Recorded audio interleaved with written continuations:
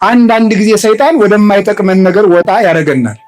አንዳንድ ጊዜ ከተቀመጥንበት ሰገነት ያወርደናል። ሁላችንም አሽቶ ይቆረጥመናል። ምን እናድርግ? ባንወርድ ጥሩ ነው ከእግዚአብሔር። ወርደን ከተገኘን ፈጥነን እንመለስ። እጆቹ ለምሕረት የተዘረጉ ናቸው። አንዳንዱን ነገር ከሱ ጋር በደንብ እንድንጣበቅ ስለሚፈልግ ዝም ይለናል። ያረምም ከመዘይሰም ያጎነዲ ከመዘይሁብ እንደማይሰጥ ይዘገያል፣ እንደማይሰማ ዝም ይላል። የሚሰጥበትን ቀን ያውቃልና። የትምህርታችን ርዕስ ከእግዚአብሔር ጋር እንዴት እንኑር በሚል ርዕስ ነው። እስኪ በሉ አንድ ጊዜ ሁላችሁ ድገሙ። ሶስተኛ እንበል። መቼም እናንተ ኦርቶዶክሳውያን ስለሆናችሁ እግዚአብሔር ማለት እንዲህ ነው ብለን አንሰብካችሁም። እግዚአብሔርን ታውቁታላችሁና። አኗኗሩ ግን ሰይጣን ስለሚረብሸን የኛም የሰጋችን ጣልቃ ገብነት ስላለ ስለምንወጣ ስለምንወርድ እሱ ላይ ለመነጋገርና መንገዳችን ለማቅናት ነው ጉባኤ የሚዘጋጀው እንጂ የማታውቁት አምላክ ኑሮ ልትሰበኩ አይደለም። በ40 ቀናችሁ ወንዶች፣ በ80 ቀናችሁ ሴቶች በጥምቀት የለበስነው ክርስቶስ ሥጋ ወደሙን የተቀበልነው በቅዳሴ የምታውቁት በዓል የምታከብሩለት ጾሙን የምትጾሙለት የምንጾምለት ስቅለቱን፣ ትንሣኤውን፣ ልደቱን፣ እርገቱን ሁሉ ጠንቅቀን የምናውቅ የመጽሐፍ ቅዱስ ባለማዕዶች ስለሆን ለእኛ አምላክ ሊተዋወቀን አይሰበከን። የሚነገረን ከእግዚአብሔር ጋር እንዴት እንኖር ነው። ከእግዚአብሔር ጋር እንዴት እንኖር? የመጀመሪያው ከእግዚአብሔር ጋር እንዴት እንኖር ነው የምንለው ለምንድን ነው? የማመን ዓላማው ከእግዚአብሔር ጋር መኖር ነው። የማመን ዓላማው ቅዱስ ጳውሎስም እንዲህ ይላል፣ እፈቱ እትፈለጥ እምዝንቱ ዓለም ወአሃሉ ምስለ ክርስቶስ። ፊልጵስዩስ ምዕራፍ 1 ቁጥር 4 ላይ ሲናገር እኔ ከዚህ ዓለም ተለይቼ ከክርስቶስ ጋር ልኖር እናፍቃለሁ ይላል። ስለዚህ የሃይማኖት ዓላማው ካመኑት አምላክ ጋር ማኖር ነው። ለምን ክርስቲያን ሆንኩ ብለን ብንጠይቅ መልሱ ከእግዚአብሔር ጋር ለመኖር፣ ከሱ ጋር ለመኖር። እሱም እንዳለ ምን ብሏል? እምከመ ተለአልኩ አነ እስሕብ ኩሎ ሀቤ፣ እኔ ከፍ ብዬ ከተሰቀልኩ በኋላ እናንተንም ወደ እኔ እስባችኋለሁ ብሎ ነበረ። እንግዲህ ራስ ከፍ ሲል እግር ራስን ተከትሎ አብሮ ከፍ እንደሚል ክርስቶስ ሲሰቀል ከኋላም ሲያርግ እኛንም እንደሚስበን ሲነግረን ነው። ሊቁ ቅዱስ ዮሐንስ አፈወርቅ እንደነገረን ሀባሃሎ ርዕስ ህየ ይሄሉ አባል፣ ራስ ካለበት ሌሎች ሕዋሳትም ተከትለው ሄደው ይኖራሉ ይላል። ጌታችን መድኃኒታችን ኢየሱስ ክርስቶስ ደግሞ ርዕሰ ሕይወት የሕይወታችን ራስ ነው። የሕይወታችን ራስ ስለሆነ ራስ ካለበት እግር ተከትሎ እንደሚገባው ክርስቶስ የቤተ ክርስቲያን ራስ ስለሆነ እሱ ከገባበት ሀገር ሄደን ገብተን እንኖራለን። የተሰበሰብንበት ዓላማ የምንጸልይበት፣ የምንጾምበት፣ የምንሰግድበት፣ የምንታረቅበት፣ ፍቅርን ገንዘብ የምናደርግበት፣ በጎ ሥራ የምንሰራበት፣ የምንመጸውትበት፣ ትርምትን ገንዘብ የምናደርግበት፣ ክርስቲያን ሁነን የምንኖርበት ዋናው ነገር ክርስቶስ ካለበት ለመግባት ከክርስቶስ ጋር ለመኖር ነው። እንደዚያ ከሆነ ከክርስቶስ ጋር እንዴት ብለን እንኖር የሚለውን ትንሽ ነገር ልንገራችሁ እፈልጋለሁ። ከእግዚአብሔር ጋር ለመኖር መጀመሪያ የምናደርገው ምንድን ነው ስትሉኝ፣ እግዚአብሔርን እያዩ መነሳት፣ ሲናገሩ እግዚአብሔርን እያዩ መናገር፣ ሲሰሩ እግዚአብሔርን እያሰቡ እያዩ መስራት፣ ሲነግዱ እግዚአብሔርን እያዩ መነገድ፣ ሲመክሩ እግዚአብሔርን እያዩ መምከር፣ ሲወስኑ እግዚአብሔርን እያዩ መወሰን፣ እግዚአብሔርን ፊት ለፊት ማድረግ ከእግዚአብሔር ጋር የመኖር የመጀመሪያው መንገድ ነው። እንዲህ ይላል ኤልያስ ሲናገር፣ ሕያው እግዚአብሔር አምላከ ኃይል ዘቆምኩ ቅድሜሁ ይላል። አንደኛ ነገሥት ምዕራፍ 17 ቁጥር 1 ላይ ሲናገር በፊቱ የቆምኩት የእስራኤል አምላክ ሕያው እግዚአብሔር ምስክሬ ነው ይላል። በፊቱ የቆምኩት፣ ልብ በሉ፣ የት ሆኖ የሚናገር? እስራኤል ቀርሜሎስ ተራራ ላይ ሆኖ በፊቱ የቆምኩት እግዚአብሔር ይላል። ፊት ለፊቱ ዳኛ ፊት እንደቆመ ሆኖ ነው እግዚአብሔርን የሚያስበው። በፊቱ የቆምኩት በዚህ 3 ዓመት ውስጥ ዝናብ ጠብ አይልም ማለት። ዝናቡ ሊዘንብ ሲል ደግሞ አብዩድ የሚባል ሰው ኤልያስን ጠፍቶ ሰንብቶ ሲያገኘው ሕያው እግዚአብሔርን ለአካብ እገለጣለሁ፣ ከቆምኩበት ቦታ አልንቀሳቀስም፣ ሕያው እግዚአብሔር አምላክ ኃይል ዘቆምኩ ቅድሜሁ ከማስተሪ ለአካብ እንድገለጥ በፊቱ የቆምኩት ሕያው እግዚአብሔር ያውቃል ይላል። ስለዚህ በፊታችን እግዚአብሔርን ካለ እግዚአብሔርን መፍራት ይሏችኋል። እሱ ነው። ሁልጊዜ በእግዚአብሔር ፊት እንደቆምክ አስበህ ኑር ነው። እግዚአብሔርን ሁልጊዜ እየው። በፊት እንደውም በፊቴ ነው አየዋለሁ፣ ቅድሜ ውእቱ በእግዚአብሔር በፊቴ ነው የሚለውን ሊቃውንት ሲተረጉሙት ምን ብለው ይተረጉማሉ? በፊት ያለ እንዳይረሳ አረሳውም ሲል ነው ይላል። በኋላ ያለ ይረሳል፣ ፊት ለፊት ያለ ግን አይረሳም። እግዚአብሔርን እያዩ መኖር እንዴት ትልቅነት መሰላችሁ! አንዳንድ ጊዜ ሰይጣን ህሊናችን፣ አንዳንድ ጊዜ ልባችን ዘወር ሲያደርገው ነው መበደል የምንጀምረው።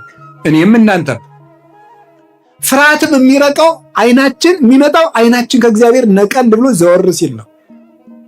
ቅዱስ ጴጥሮስ ጌታ በባህር ላይ ሲሄድ አይቶት እኔም እንዳንተ በባህር ላይ ልምጣ አዘዘኝ አለው። ና አለው። ትንሽ እንደተራመደ ወጀብ ሲነሳ ከክርስቶስ ላይ አይኑን አንስቶ ነፋሱ ላይ መጣል ሲጀምር ነፋሱ ከፍ ማለት ጀመረ ይላል። አይናችን ከእግዚአብሔር ዘወር ሲል ምን ይሆናል? የሰጎን እንቁላሏን ትክ ብላን የምታየው አይኗን ከነቀለች እንቁላሏ ይበላሻል ይላል። እና ቤተ ክርስቲያን ላይ ስትወጡ ጉልላቱ ላይ እንቁላል የሚመስል ነገር አለ። ወፍ የምትመስል ትክ ብላ እያየችው። እግዚአብሔርም እኛን ማየት ቢያቆም እንጠፋለን። ደግሞ መልሰን ደግሞ ሰጎን እንቁላሏ ላይ አይኗን እንደማትነቅል ክርስቲያኖችም የክርስቶስ መስቀል ላይ አይናቸውን መንቀል የለባቸውም። ያን እያሰቡ ሲኖሩ ፍርሃቱም ጭንቀቱም ያምን ቅዱስ ዳዊት መጥቶ ሳኦል ሊገልህ ነው እንዲህ ነው ሲሉም ምንተ ትብልዋ ለነፍሴ በእግዚአብሔር ተወከልኩ፣ እግዚአብሔር ፊት ቆሜያለሁ፣ በእግዚአብሔር ታምኛለሁ፣ ሰውነቴን ምን አድርጊ ነው የምትሏታል? እግዚአብሔርን የሚያይ ሰው ነፋስ አይታየው፣ እሳት አይታየው። ለቅዱስ ጊዮርጊስ ሰይፍ አይታየው፣ መንኮራኩር አይታየው። መንኮራኩሩን አልፎ ክርስቶስ ይታየዋል። ለቅዱስ መርቆሬዎስ የሚጠበስበትን ብረት ምጣድ አልፎ ክርስቶስ ይታየዋል። ለእነ አቡነ ተክለ ሃይማኖት፣ ለእነ አቡነ ገብረ መንፈስ ቅዱስ እንደዚያ ናቸው። ገንዘብን አልፋችሁ ክርስቶስን ማየት ብትፈልጉ መጀመሪያ አይናችሁ ከክርስቶስ ላይ አለመነቀል ነው። ያንን ነው እግዚአብሔር ጋር ለመኖር መጀመሪያ እግዚአብሔርን እያየን መኖር ነው። ሁለተኛ ከእግዚአብሔር ጋር ለመኖር እንዴት ብለን እንኖር ብትሉኝ እግዚአብሔርን እንደ ክፉ ዳኛ እንዳይቀጣን ፈርተን ሳይሆን እንደ አባት እየናፈቅን መኖር አለብን። እግዚአብሔር ለምሳሌ አንዳንድ ሰው ሳይጸልይ ካልጸለይኩ እኔ አይቀናኝም ብዙ ጊዜ፣ ስለዚህ ጥሩ ቀኔ እንዳይበላሽ መጸለይ ያለብኝ ይላል። እንምን ይባል? በነገራችሁ ላይ የሚጸድቁ ክርስቲያኖች ራሱ ከሶስት ይከፈላሉ። ተመስገን እንደው ከሶስቱም አድርጎ ያጸድቀን ብቻ። አንደኛዎቹ ምን ይባላሉ? ልጆች ይባላሉ። ምን ይባላሉ? ልጆች ይባላሉ። ሁለተኞቹ ደግሞ ልጆች ናቸው፣ ወዳጆች ይባላሉ። ሶስተኞቹ ደግሞ ሰራተኞች ይባላሉ፣ ባሮች። እነዚህ ልጆች የሚባሉት ቅርብ ጻድቃን ናቸው። ወዳጆች ደግሞ የሚባሉት ደግሞ እንደው በንስሐ የተመለሱት ናቸው። ሰራተኞች የሚባሉት ግን ደመወዝን የሚፈልጉት አይደል? እግዚአብሔር ወይ ሲኦል እንዳይከተል ወይ ገነት እንዲያስገባል ብለው ትንሽ ጽድቅ የሚሰሩ ናቸው። ተመስገን ሰራተኛ ሙነን ያጽድቀን ብቻ ይማረን እንጂ እንደው ግን ልጅ ስንሆን ነው የሚያምርብን። ምንደኛ ስንሆን አያምርብንም፣ ልጅ ስንሆን ነው። እና እግዚአብሔርን ሲኦል እንዳይከተኝ እግዚአብሔር ገሃነም እንዳይጠለኝ እንዲህ ያልን ሳይሆን እግዚአብሔር እየጠማን ሲሆን ነው። እየጠማን እንደውም ልንገራችሁ፣ ሰው እየጾመ እግዚአብሔር ላይኖር ይችላል። ሰው እየጸለየ እግዚአብሔር ላይሆን ይችላል። ሰው እየሰገደ እግዚአብሔር ላይሆን ይችላል። ለምን? ክርስትና ተግባር ብቻ ሳይሆን ፍቅር ነው። ድርጊት አይደለም። ጉዳይን አከናውኖ መሮጥ አይደለም። ከእግዚአብሔር ጋር በፍቅር መዛመድ መገመድ ነው። ቅዱስ ጳውሎስ ሲጽፍ ብዙ ጊዜ ሲጽፍ መልእክቱን ጳውሎስ ሙቁሁ ለክርስቶስ ይላል። የክርስቶስ እስረኛ ጳውሎስ ይላል። በፍቅሩ የታሰረ ማለት ነው። በፍቅሩ የታሰረ አባ ስምዖን ዘአምድ የሚባል አባት የሕማማት የሚነበብ ምንባቡ ላይ ምን ይላል? ምንድን ነው? ኦ ክርስቶስ ወልደ እግዚአብሔር ሕያው በከመ ተአሰርከ አንተ በሐብል ከማው እስረኒ በሐብለ ፍቅርከ አንተ በሐብል ተይዘ በለታሉ እንደተጎተትክ እኔንም በፍቅርህ ገመድ ሰረኝ ይላል። በገዳም ውስጥ አበምኔቱ አንድን መነኩሴ ሲያስር ቅናት የሚባል ያስርለታል። ያን ሲያስርለት ይሄን መነኩሴ እኔ በቅናት እንዳሰርኩት ክርስቶስ ወይ አንተም በፍቅርህ ገመድ ሰረው ይላል። ስለዚህ ክርስትና ወይም ሃይማኖት እግዚአብሔርን መጣማት ነው እንጂ እግዚአብሔርን እንደ ክፉ ዳኛ እንደ ጨካኝ ንጉሥ እየተንቀለቀልን እምንፈራው ፍቅሩን እንዳናጣ ነው እንጂ ጨካኝ ስለሆነ አይደለም።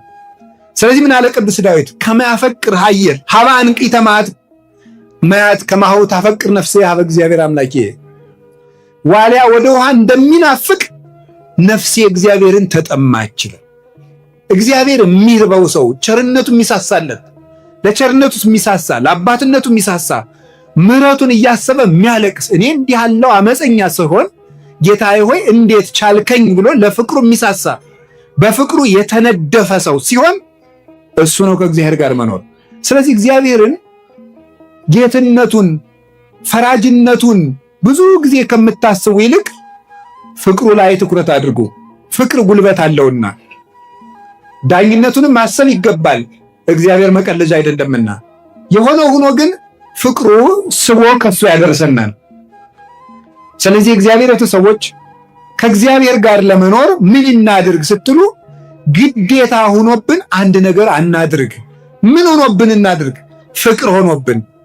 ስትጸልዩ ረፍዶባችሁ ብታገኙት ሁለት ሰዓት ሆኗል እንግዲህ ሁሉ እስከምደግም አትበሉ። በፍቅር አንዲቱን አቡነ ዘበሰማያት ደግማችሁ ውጡ። እግዚአብሔር በፍቅር የምትሆን ነገር ይሄን ደግሞ ጸሎት ለማሳጠር አትጠቀሙበት። መጠቀም ያለብን እግዚአብሔር የሚፈልገው ቀመር ሳይሆን ፍቅር ነው የሚፈልገው። ፍቅር ይቀድማል። የሕግ መጀመሪያ ምንድን ነው ብሎ አንድ ሕግ አዋቂ ሰው ጌታ ቢጠይቀው እግዚአብሔርን ከሁሉ አስቀድመህ ውደደው ነው ያለው። እግዚአብሔር ምንድነው ከኛ የሚፈልገው? እንድንወደው ብቻ። እንድንወደው የሚፈልገው ምን እንድንሰጠው ነው? ምንም እንድንሰጠው አይደለም። ጸጋውን ለመቀበል እኛ እንደሚወደን እርግጠኛ የሆነ ልብ እንዲኖረን ብቻ ነው እግዚአብሔር የሚፈልገው። ያንን ነው የሚፈልግ እግዚአብሔር። ስለዚህ ከእግዚአብሔር ጋር ለመኖር ሁለተኛ እየሳሳን እንጂ እንደ ክፉ ንጉሥ እየተጨነቅን አይደለም መኖር ያለብን። ይህ ሁለተኛው። ሶስተኛው ከእግዚአብሔር ጋር ለመኖር ምን ሆነን እንኖር? ስራ ስንሰራ ጽድቅና ኩነኔን ተመሳሳይ ነው። በርግጥ ጽድቅና ኩነኔን ራይት ኤክስ እያልን ሕግን ለመፈጸም ሳይሆን ክርስቶስን እያሰብን እናድርገው። አሁን ደግሞ እያሰቡ ማድረግ ምን ማለት ይመስላችኋል? ለምሳሌ የሰበካ ጉባኤ አባል ክፍያ ብትከፍሉ ካልከፈልኩ በወልድ ክርስትና ያነሱልኝም ብሞት አይፈቱኝም ብላችሁ አይደለም መስጠት ያለባችሁ። ክርስቶስን ለክርስቶስ እንዴት መታደሌ ነው። አሁን እስኪ አሁን የአንዲት ሀገር ንጉሥ መጥቶ ከአንዲት ድሃ ቤት ዛሬ ምሳ የምበላው ከአንቺ ቤት ነው ቢል ወይ መከራዬ ደግሞ እኔ ቤት ሊመጣብኝ ነው የምትለው? እንዴት ቢወደኝ ነው የምትለው? አንዲት ድሃ ሴት እንደውም አንድ ሙክት አንድ ሰው ቢያርድና አንድ ድሃ ሰው ቆሎ ቆልቶ ቢያቀርብና እኔም ቆሎ ነው የምበላ አንተ ዛሬ ቆሎ እንድትሰጠኝ ይፈልጋለሁ ቢል ምንም የማይቸግረው ንጉሥ ባለጸጋ ምን አይነት ሰው የሚወድ ሰው ነው አሁን የኔን ቆሎ ሰው ብሎ ይቀበለኝ አትሉ? አሁን እግዚአብሔር ከኛ ሳንቲም ሲጠይቅ አይገርማችሁም? እንዴት አድርጎ ቢወደኝ ነው ማለት ሲገባን ግዴታ ሄደን እንዴት አደርጋለሁ ሳይሆን መሆን ያለበት ምንድን ነው? ማሰብ ያለብን ክርስቶስን እያሰብን ግዴታችንን እያሰብን ጽድቅና ኩነኔን እያሰብን ማድረግ አለብኝ። አብይ ጾም ገብቷል። ምን አረጋለሁ? 9 ሰዓት መሆን አለበት። አስራት መክፈል አለብኝ። ምን አረጋለሁ? እግዚአብሔርን ከሚከፋው ከገሌ ጋር ልታረቅ አይደለም መሆን ያለበት። መሆን ያለበት እግዚአብሔርን እያሰብን እወ ስራዩ ይሰሪ ለክሙ እወ ህድጉ ያድግ ለክሙ። እናንተም ተው ይተውላቸዋል፣ እናንተም ይቅር በሉ ይቅር። እኔ እግዚአብሔር ይህን ያህል ዓመት ከተሸከመኝ ወንድሜን እህቴን 3 ወር ብታገስስ ብሸከምስ ብለን ማድረግ ያለብን። ክርስቶስን እያሰብን ካደረግነው ምንም ጽድቅ አይሰለቸንም፣ ወጥተንም ከቤተ ክርስቲያን አንጠፋም። ክርስቶስን አስበን ከሆነ ቤተ ክርስቲያን የመጣን ሰበካ ጉባኤው ቢያስከፋን አንወጣም፣ አለቃው ቢያስከፋን አንወጣም፣ ሰባኪው ቢያስከፋን አንወጣም። አኩርፈን የምንጠፋው መጀመሪያም ዓላማችን ጽድቅና ኩነኔ ብቻ ገሃነም እንዳይበላን ገነት እንገባ ነው እንጂ የክርስቶስን ሐሳብ እያሰብን አምላኬን ላገኝ እሄዳለሁ እያልን ስለማንመጣ ነው። አመጣጣችን መስተካከል ስለነበረበት በስህተት ስለመጣን በስህተቱ ከቤቱ እንወጣለን። እግዚአብሔርን ብሎ የመጣ ግን ምን ብሎ ከአባቱ ቤት ይወጣል? ምን ብሎ ማን ብሎ ማን በጎሬጥ ባየው ማን ፊት ቢነሳው ማን ግንባር ቢቆጥርበት ቤቱ አይወጣም። የአባቱ ቤት ነው። ማን ከአባቱ ቤት በቀላሉ ይወጣል? ስለዚህ ስንመጣ እግዚአብሔርን ብለን እንመጣ። ሰው ብለን ስላልመጣን ሰው በሰው ምክንያትም ከቤቱ ለምን እንወጣለን? በቤት እንኖር። ሰው ይደክማል፣ ይወጣል፣ ይነሳል፣ ያድጋል። እሱ ነው። ሌላው ከእግዚአብሔር ጋር ለመኖር ምን እናድርግ? ከእግዚአብሔር ጋር ለመኖር ወይን ከግንድ ጋር በሚኖርበት መንገድ እንኖር እላችኋለሁ። ወይን ከግንድ ጋር በሚኖርበት መንገድ የዮሐንስ ወንጌል ምዕራፍ 15 ቁጥር 4 ላይ ታገኙታላችሁ።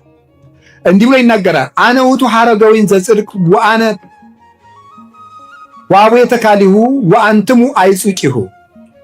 እኔ የወይን ሐረግ ነኝ፣ የወይን ግንድ ነኝ፣ እናንተ ቅርንጫፍ ናችሁ። ቅርንጫፍ በግንዱ የኖረ እንደሆነ ያፈራል። እናንተም ንበሩ ብየ ወአነ ብክሙ፣ እናንተ በእኔ ኑሩ እኔም በእናንተ እኖራለሁ። እንደዚህ የሆነ እንደሆነሳ ዝቅ ብሎ ቁጥር 10 ላይ ርእሴክሙ ከመ ትሁሩ ወፍሬ ትፍረዩ ወውእቱ ፍሬክሙ ይነብር ለዓለም። ፍሬ እንድታፈሩ አደርጋችኋለሁ። ምን የሆነ እንደሆነ ከኔ ጋር የኖራችሁ እንደሆነ። ስለዚህ ከክርስቶስ ጋር እንደምንኖረው ምንድን ነው? ቅርንጫፍ ከግንዱ በሚኖርበት መንገድ። ከቅርንጫፍ ከግንዱ ምንድን የሚያደርገው? ይመገባል። ማዕድን ይመገባል። የሚያስፈልገውን ንጥረ ነገር ለማበብ የሚሆነውን ቅጠሉ እንዲያድግ ቅርንጫፍ እንዲያወጣ የሚያደርገውን ሌሎች ትንሽ ቅርንጫፎች እንዲያወጣ የሚያደርገውን እንዲያብብ የሚያደርገውን እንዲያፈራ የሚያደርገውን መዓዛ እንዲያገኝ የሚያደርገውን ጠንካራ የሚያደርገውን ነገር ሁሉ ከግንዱ ይወስዳል። ቅርንጫፉ ግን ቢቆረጥ ወደ እሳት ይጣላል፣ ይደርቃልም፣ ባይጣልም ይበሰብሳል፣ ምስጥ ይበላዋል። ከግንዱ ያለ ቅርንጫፍ ግን ያፈራል። ስለዚህ ምንድን ነው? እኛም ከክርስቶስ ጋር ቅርንጫፍ ከግንድ ጋር በሚኖርበት መንገድ እንኑር። ምን እያደረግን? የእሱን ምግብ መመገብ አለብን። ቅርንጫፉ ከግንዱ መመገብ ቢያቆምስ ይቆረጣል፣ ተዘንጥሎ ወይም ደግሞ ተከፍሎ ይወድቃል።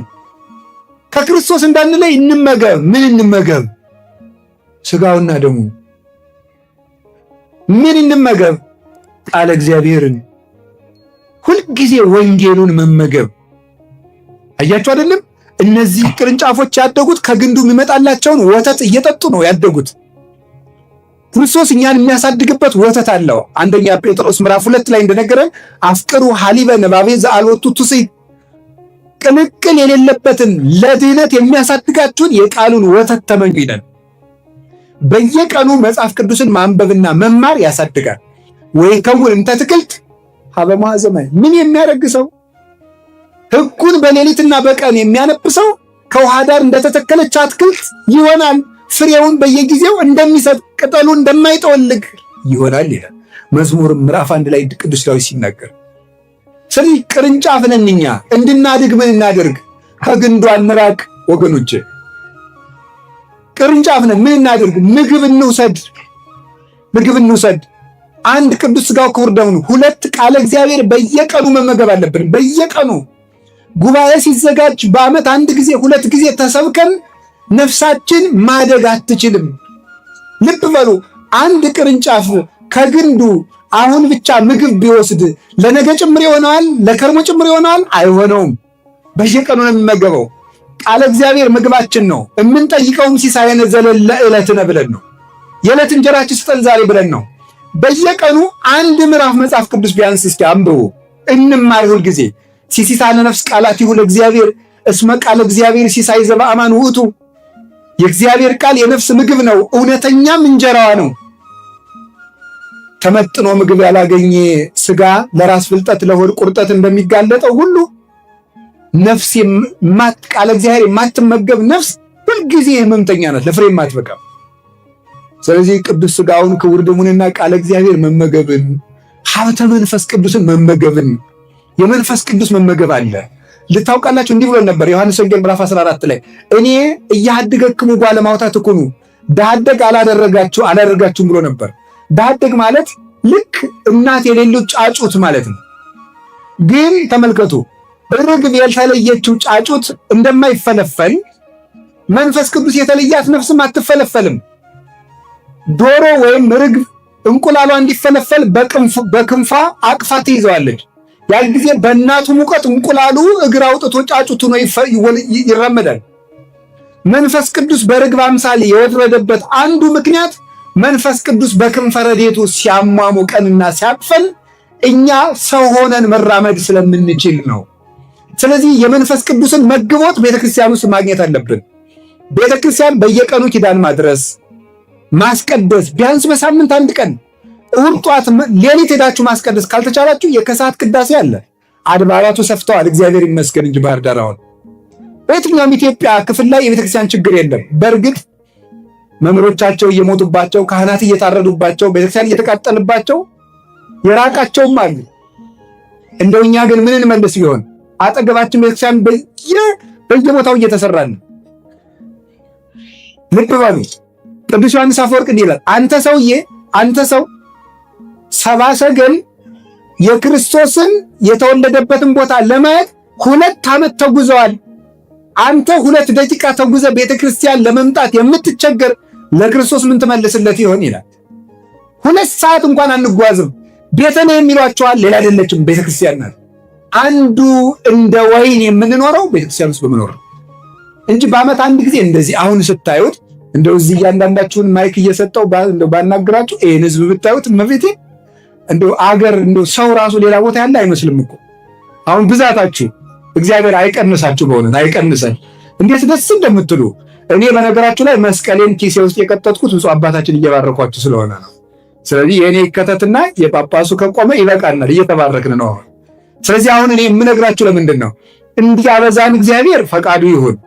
ይህን ካልኳችሁ በኋላ ግን የምነግራችሁ ለምንድን ነው? እንዲህ እንድንሆን በዓመት አንድ ጊዜ በዓመት እንደዚህ ተከምረን አይደለም፣ ሁልጊዜ እየመጣችሁ ቤት እንኖር፣ የአባታችን ቤት ውስጥ እንኖር። እግዚአብሔር ጋር ለመኖር እንደሱ ነው። ሁለተኛስ ሕዋሳት ከአካል ጋር በሚኖሩበት መንገድ ከእግዚአብሔር ጋር እንኖር። እስኪ ሕዋሳት ከአካል ጋር በሚኖሩበት መንገድ በሉ። ከማን ጋር በሚኖሩበት መንገድ? አቤት ከአካል ጋር። ሕዋሳት ለምሳሌ እስኪ አንድ ጣት ውሰዱ፣ አውጡ። አንድ ጣት ትንሿን አውጧት። ይሄ ቆይ የሚለውን እንዳታወጡት፣ ትንሹን ነው ማውጣት። ትንሿን አውጣት። በጣም ጥሩ። አሁን እቺ ጣት ምን ትባላለች? እቺ ጣት አጠቃላይ ከእግር ጋር ተጨምራ ምን ትባላለች? ሰው በሉ። እሺ ቆርጠን ብንጥላት አሁን እኔ እንደዚህ ብዬ ከነጣቴ ሰጥ ሰው መጣ ይባላል አይደል? ሰው መጣ በሉ። ጥሩ። ከዛ ደግሞ ቆርጠን ብናጥላት እኔን አሁን ለምሳሌ እቺ ይሄ እንዲሁኝ እየተንቀሳቀስኩ ያ ማን ነው ይባላል? አባ ይባላል። ከዛ ደግሞ ተቆርጣ የማን ቆራጣጣት ነው የሚባለው ማለት ነው። የሰው የሚለውን ስም ራሱ አጣ ማለት ነው። እስከ አብሮ እስካለ ድረስ ግን ሰው ይባላል። ስለዚህ ምን ማለት ይመስላችኋል? ይሄ ቤተ ክርስቲያን የክርስቶስ አካል ናት። ኤፌሶን ምዕራፍ 1 ቁጥር 23 ላይ ዘውቱ ርዕሰ ለቤተ ክርስቲያን እንተ ይእቲ ሥጋሁ፣ እሱም የቤተ ክርስቲያን ራሷ ነው፣ እሷ ደግሞ አካሉ ናት። እኛሳ ሕዋሳቶቿ ነን። የማን? የቤተ ክርስቲያን። ስለዚህ ከእግዚአብሔር ጋር እንዴት እንኑር ባላችሁ እንደ ሕዋስ ነው መኖር ያለብን። ሕዋስ ምን ያስፈልገዋል? ቢያንስ አንድ ሕዋስ ጤነኛ ሆኖ ከአካሉ ጋር እንዲኖር ቢያንስ 2 ነገር ያስፈልገዋል። አንደኛው ደም፣ ሁለተኛው ኦክስጅን ያስፈልገዋል። ደምና ኦክስጅን። እቺ ጣቴ እንድትጨብጥ፣ እንድትጽፍ፣ እንድታጣብቅ፣ ይዛ እንድታስቀር፣ እንድትቆነጥር፣ እቺ ጣት እጥፍ ዘርጋ እንድትል፣ ምርኩዝ እንድትሆነ በወልቅ እቺ ጣቴ ምን ያስፈልጋታል? ከቃሉ ጋር ናችሁ። ምን ያስፈልጋታል? በትንሹ ደምና ኦክስጅን ያስፈልጋታል። ደምና ኦክስጅን።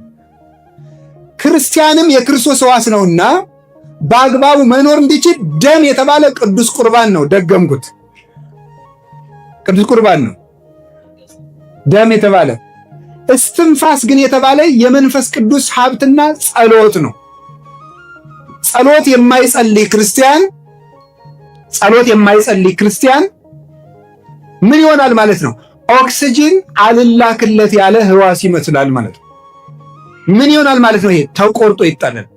ስለዚህ በየቀኑ የምንጸልየው ይኸውላችሁ ግዴታ ሆኖብን አይደለም የምንጸልየው፣ ከእግዚአብሔር ጋር መነጋገር ይሄ እድል አይደለም። እስኪ አንድ ጥያቄ ልጠይቃችሁ። አንድ በጣም በዓለም የምታከብሩት ሰው ላነጋግርህ እፈልጋለሁ ብላችሁት ነገ 3 ሰዓት አገኛለሁ ቢላችሁ ደስ አይላችሁ? እንደው ስም ከምጠራ እኮ ብዬ ነው እንጂ የተከበረ ሰው ጠራ ነበር። ምን ያደርግልናል? ስም ጠራ እገሌን ለምሳሌ ማለት ነው። አሁን እሱ ሰውዬ የሆነ ሰው አስቡ፣ የምታከብሩት እሱ ሰውዬ አገኛለሁ ብሎ ቢደውላችሁ ደስ አይላችሁ? እንደዚያ ከሆነ ምክንያቱም እንደው ዝም አላችሁ እንጂ ዘፋኝ ስታገኙ ሁሉ አብራችሁ ፎቶ እንነሳ ትሉ የለም እንዴ? እንደው ይቅርታ አስቸገርኩ ፎቶ እንነሳ ትሉ የለም ተብሎ ይታመናል ነው። ኤርፖርት ላይ አንዳንድ ጊዜ ያለው መቼስ ታረጋላችሁ። እግዚአብሔርን ያህል ንጉሥ ሊያነጋግረን ቀጠሮ ይዞልን ጸሎት ማለት እሱ ነው። ጸሎት በይል ተናግሮ ምስለ እግዚአብሔር ህዋስ ጤነኛ ሆኖ የሚኖረው ኦክሲጅን ሲያገኝ ነው። ስንጸልይ ከክርስቶስ ጋር እንኖራለን። ጸልየን እንብላ፣ ጸልየን እንተኛ፣ ጸልየን እንቀመጥ፣ ጸልየን እንቁም፣ ጸልየን እንውጣ፣ ጸልየን እንግባ፣ ጸልየን እንገናኝ፣ ጸልየን እንጀምር፣ ጸልየን እንጨርስ። ያን ጊዜ ከእግዚአብሔር ጋር እንኖራለን። በሄድንበት ቦታ ሁሉ የእግዚአብሔር እጅ ከኛ ጋር ነው። እሱ ነው የመጨረሻው። በጣም ረጅም ትምህርት ነው። ይችን አንዷን ተናግሬ ጨረስኩኝ። የመጨረሻው ምንድን ነው? ሕፃን ልጅ ከአባትና ከእናቱ ጋር በሚኖርበት መንገድ ከእግዚአብሔር ጋር እንኖር በሉ። አንዴ ይውላችሁ፣ ሕፃን ልጅ በሉ ከእናት አባቱ ጋር በሚኖርበት መንገድ ከእግዚአብሔር ጋር ሁለት ነገር ይወጣዋል። ይሄ ነገር መዝሙር 8 ላይ እማፈ ደቂቅ ሕፃናት አስተዳሎከ ስብሐተ፣ ከሕፃናት አንደበት ምን አዘጋጀ ይላል? ምስጋናን አዘጋጀ ይላል። መዝሙር 8 ላይ ከሕፃናት አንደበት ምስጋናን አዘጋጀ። ይህን ሊቃውንት ብዙ ትርጉም ሰጥተውታል። አንደኛው ለሆሳዕና ተተርጉሟል። የሆሳዕና ስለምትማሩት የዚያን ለዚያ ተዋሉ ይሰማል። አዲያ ግን ደግሞ አንዳንዱን ነገር ከሱ ጋር በደንብ እንድንጣበቅ ስለሚፈልግ ዝም ይለናል። ያረምም ከመዘይሰም ያጎነዲ ከመዘይሁብ፣ እንደማይሰጥ ይዘገያል፣ እንደማይሰማ ዝም ይላል። የሚሰጥበትን ቀን ያውቃልና የእግዚአብሔር ቤተሰቦች ይሄ ነው። ሌላኛው ግን ቅዱስ እንጦንስ አባ ከእግዚአብሔር ጋር እንዴት ትኖራለህ ቢሉት ሕፃን ልጅ ከእናቱ እቅፍ በሚኖርበት መንገድ ይኖራለሁ አለ። ምን ማለት ነው አባ ተርጉምልን አሉት። ሕፃን ልጅ ሁልጊዜ ከእናቱ እቅፍ መውጣት አይፈልግም። ስራ ለመስራት ፈልጋ ድንገት መሬት ላይ ቁጭ ስታደርገው ምን የሚያደርግ ይመስላችኋል? ምን ያደርጋል? ይጮሃል። ጉዳዩ ምንድን ነው? መልሰሽ ወደ ምንሽ መልሽ ብሎ ነው እናቱን እንድታቅፈው ፈልጎ ነው። ድንገት ካስቀመጠችው ዋይ ይላል። እሱ ወጡ ቢከስር እንጀራ ቢጋገር ትዝ አይለው። ዋናው ብቻ እናቴ አትተይ ነው። ቅዱስ እንጦንስ ምን ማለቱ መሰላችሁ? እንዴት እውነት እኖራለህ ሲሉት ሕፃን ልጅ ከእናቱ ጋር በሚኖርበት መንገድ ማለቱ መጀመሪያ ከእግዚአብሔር መውጣት አልፈልግም። ከእግዚአብሔር መውጣት አልፈልግም በሉ በዛሙ።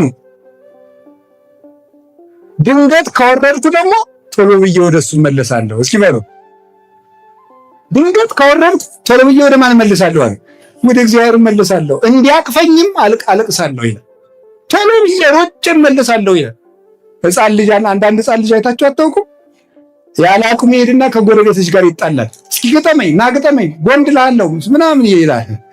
ሲመጣበት ሮጦ እናቱ ስር ሮጦ አባቱ ስር ነው።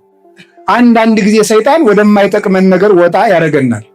አንዳንድ ጊዜ ከተቀመጥንበት ሰገነት ያወርደናል። ሁላችንም አሽቶ ይቆረጥመናል። ምን እናድርግ? ባንወርድ ጥሩ ነው። ከእግዚአብሔር ወርደን ከተገኘን ፈጥነን እንመለስ። እጆቹ ለምሕረት የተዘረጉ ናቸው። ማንንም አቅፈው ይቀበላሉ። በዕለተ ዓርብ የዘረጋቸው እኮ አይሁድ እጆቹን አስገድደውት አይደለም፣ እኛን ለመቀበል ለምሕረት የተዘጋጀ እጅ እንዳለው ሲነግረን ነው እንጂ ስለዚህ እግዚአብሔር እንደ ሁላችንንም ሲሆን እንዳንወርድ ይጠብቀን፣ ከወረድን ደግሞ ፈጥኖ ያንሳል መድኃኔዓለም። ይቆየኝ። ስብሐት ለእግዚአብሔር። ሕፃናት የተባሉ መላው ክርስቲያኖች ናቸው ይላሉ ሊቃውንት። እነማን ናቸው? አጠቃላይ ከቅዱስ ፓትርያርኩ ጀምሮ የቤተ ክርስቲያን አባቶች ሁሉ ለእግዚአብሔር ምኖቹ ናቸው? ሕፃናት ናቸው። ምን ማለት ይመስላችኋል? የሕፃን ልጅ የሚለው አፉን ያልፈታው የትንሹ ልጅ ማለት የእሱ ልጅ ሕይወት ከአባትና ከእናቱ ጋር በመኖር ላይ የተመሰረተ ነው። ልብ ብላችሁ ሰማችሁ? ምግቡን የሚያስቡለት እነማን ናቸው? እናት አባቱ። ሰውነቱን መታጠብ እንዳለበት የሚያስቡለት እነማን ናቸው? እናት አባቱ። ልብሱን የሚያስቡለት እነማን ናቸው? የከፋበትን ራሱ የሚሸክፉለት እነማን ናቸው? እናት አባቱ ናቸው እንጂ ልጁማ አንዳንድ ልጅ አይታችሁ አታውቁ? እንግዳ በተሰበሰበበት ድንገት እርቃኑን ከመኝታው ተነስቶ መጥቶ ቆም ይላል። ከእንግዳው መሃል እኮ ነው። እንደው እናቴ እንደው ሕፃን ልጅ ምን አለበት ቆም ይላል ዝም ብሎ። ከዚያ እናቱ እኮ ናት ወይ ተነሳ ልጅ ናማ ብለው ወደ ማጀት ይወስዱታል። የከፋበትን የሚሸፍኑለት እናት አባቱ፣ መታመሙን የሚረዱለት እነማን ናቸው? እናት አባቱ ነው። እግዚአብሔር እንደዚህ የሚያስብልን ነው። ይሄንን ነው መግለጽ የፈለገት። ሕፃን የተባለ አጠቃላይ ክርስቲያን ነው። ስለዚህ እግዚአብሔር አሁን እኛ የሚመስለን እግዚአብሔር የጽድቁን እያሰበ የሥጋውን እኛ የምናስብ ነው የሚመስለን። እንዴት እንደሚጨነቅልን የምንበያችሁት እንደሚያስብልን ማለት ነው። ማለት ከእናታችን ማኅፀን ጀምሮ እንዴት አድርጎ እንደሚንከባከበን ብታውቁ። እምከርሰሜ አንተ አምላኬ ያል እያንዳንዱን አካላችን ሲሰራው እንዴት አድርጎ ተጠንቅቆ እንደሰራን ብታዩት። አንዱን እንኳን ብነግራችሁ የቅንድብ ፀጉር ለምን እንደማያወድቅ ታውቃላችሁ? እስኪ የሚያውቅ እሺ፣ የማያውቅ እግዚአብሔር ይስጥልኝ፣ እኔም አላውቅም። እሺ፣ ለማንኛውም የቅንድብ ፀጉር የማያድገው እንግዲህ ቅዱስ ዮሐንስ አፈወርቅ ማንም ሰው አያውቅም ብሏል። የማያድገው ቢያድግ ኖሮ ዓይንን ጠንቁሎ እንዳያጠፋ። አይገርማችሁም? አሁን እናንተ እናቴ ጨዋታ ነው የሚመስላችሁ አይደል? ይኸው እኩል እኮ ነው። የራስ ፀጉርም ደም ነው የሚመገበው፣ ይሄኛውም ደም ነው የሚመገበው። ፀጉሩን የሚያሳድገው አንደኛው ደም ነው፣ ሌላኛውን አላውቅም። ከዚህ የሚመገበውን ነው፣ ሌላውን ራሳችሁ ታውቃላችሁ። ታዲያ ይሄም እየተመገበ ለምን የማያድገው? ዓይንን እንዳያጠፋ ነው። እዚህ ላይ የተቀመጠው ለምንድን ነው? ግንባር ላይ የቅንድብ ፀጉር ለምን ያስፈልገ ይመስላችኋል? ግንባራችን ላይ የሚወጣው ላብ ጨው አለው አይደለም? ያ የወረደ ዓይንን እንዳይጎዳ አጥሎ የሚያስቀር እኮ ነው። እንዴት አድርጎ እንደፈጠረን እግዚአብሔር ብና አሁን ወይኔ እንደው ሐኪም በሆን ኑሮ አበጥረው ነበር። ግን አላውቅም። ችግሩ እሱ ነው። እግዚአብሔር እንዴት አድርጎ አሳምሮ ይሁላችሁ። ምንድን ነው በጥበብ እደዊከ ገብራኒ ወለሃኳኒ። አው ጥቀ አብይ ግብርከ እግዚኦ ወኩሎ በጥበብ ገበርከ። ስራ ድንቅና ኃያል ሁሉንም በጥበብ አደረግክ አለ ቅዱስ ዳዊት። አስቦን የፈጠረን ፈጣሪያችን አስቦን የፈጠረን ትልቁን ክብር ሰጥቶን የፈጠረን ትልቅ ውለታ ውሎልናል። ሙቶልን እንደሚወደን ነግሮናል። ስጋችን ለብሶ ለኛ በመሞት ገልጾልናል። ድካማችንን ይረዳል። ጎረቤት ተሰብስቦ ሲንጫጫ ማንም ጩኸቱን ሳይሰማው የወለደችው እናት የልጇን ልቅሶ ትለያለች። ላሞች በተሰበሰቡበት የጥጃዋን ጩኸት ለይታ ታውቃለች አንዲት ላም። እግዚአብሔር ምን እንደፈለግን ያውቃል ይረዳናልም። ቅዳሴ ላይም እስመ አንተ ተአምር ድካሞ ለሰብ፣ የሰውን ድካም ታውቃለህ የምንለው ለዚህ ነው። ይረዳናል እግዚአብሔር። የእግዚአብሔር ቤተሰቦች ታዲያ ይሄ ልጅ ምንድን ነው? ሕይወቱ እንዲቀጥል ከእናት አባቱ ጋር መኖር አለበት። አንድ ቀን ጥለውት ቢያድሩ የ6 ወር ሕፃን እንዳልሆነ ሆኖ ይገኛል። ከእግዚአብሔር ከተለየን እንዳልሆነ እንሆናለን። የሕፃን ልጅ ማሸነፊያው ምንድን ነው? ለቅሶ ነው። የማይደፈረውን ጀግና ከወለደ ግን ልጁ ያንሸራሽረዋል። ሰዎች ጤና ይስጥልኝ ብለው የሚሰግዱለትን ሰውዬ ልጁ ግን ያሰግደዋል አልቅሶ። ሕፃን ልጅ ማለት ነው። ከወለደ ምን ጌታ ቢሆን ምን ንጉሥ ቢሆን ለልጁ የማይጎነበስ ማናል? ለልጁ አንገቱን የማይደፋ ማናል? ልጅ ነዋ።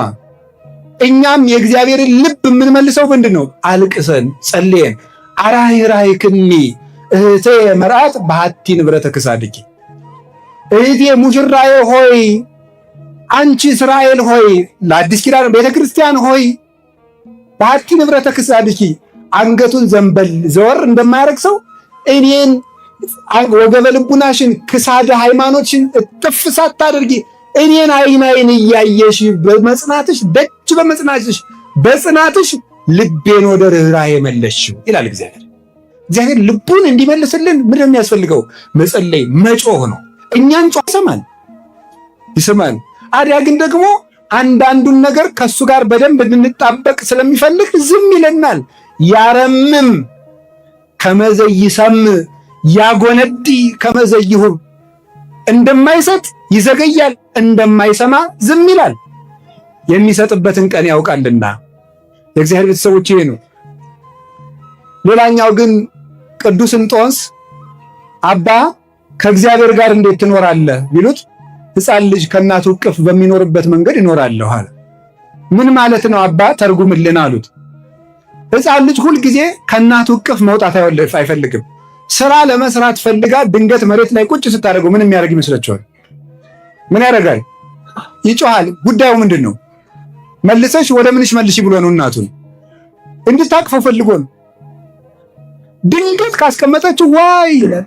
እሱ ወጡ ቢከስር እንጀራ ቢጋገር ትዝ አይለው። ዋናው ብቻ እናቴ አትተይን። ቅዱስ እንጦንስ ምን ማለቱ መሰላችሁ? እንዴት ሆነ ትኖራለህ ሲሉት ሕፃን ልጅ ከእናቱ ጋር በሚኖርበት መንገድ ማለቱ መጀመሪያ ከእግዚአብሔር መውጣት አልፈልግም። ከእግዚአብሔር መውጣት አልፈልግም በሉ በዛሙ። ድንገት ከወረድኩ ደግሞ ቶሎ ብዬ ወደሱ መለሳለሁ። እስኪ በሉ ድንገት ከወረድኩ ቶሎ ብዬ ወደ ማን መለሳለሁ? ወደ እግዚአብሔር መለሳለሁ። እንዲያቅፈኝም አለቅሳለሁ ይላል። ቶሎ ብዬ ሮጬ መለሳለሁ ይላል። ሕፃን ልጅ አለ። አንዳንድ ሕፃን ልጅ አይታችሁ አታውቁም? ያለ አቅሙ ይሄድና ከጎረቤቶች ጋር ይጣላል። እስኪ ግጠመኝ፣ ና ግጠመኝ፣ ጎንድ ላለው ምናምን ይላል። ሲመጣበት ሮጦ እናቱ ስር ሮጦ አባቱ ስር። አንዳንድ ጊዜ ሰይጣን ወደማይጠቅመን ነገር ወጣ ያደርገናል። አንዳንድ ጊዜ ከተቀመጥንበት ሰገነት ያወርደናል። ሁላችንም አሽቶ ይቆረጥመናል። ምን እናድርግ? ባንወርድ ጥሩ ነው። ከእግዚአብሔር ወርደን ከተገኘን ፈጥነን እንመለስ። እጆቹ ለምሕረት የተዘረጉ ናቸው። ማንንም አቅፈው ይቀበላሉ። በዕለተ ዓርብ የዘረጋቸው እኮ አይሁድ እጆቹን አስገድደውት አይደለም፣ እኛን ለመቀበል ለምሕረት የተዘጋጀ እጅ እንዳለው ሲነግረን ነው እንጂ። ስለዚህ እግዚአብሔር እንደ ሁላችንንም ሲሆን እንዳንወርድ ይጠብቀን፣ ከወረድን ደግሞ ፈጥኖ ያንሳል መድኃኔዓለም። ይቆየኝ። ስብሐት ለእግዚአብሔር።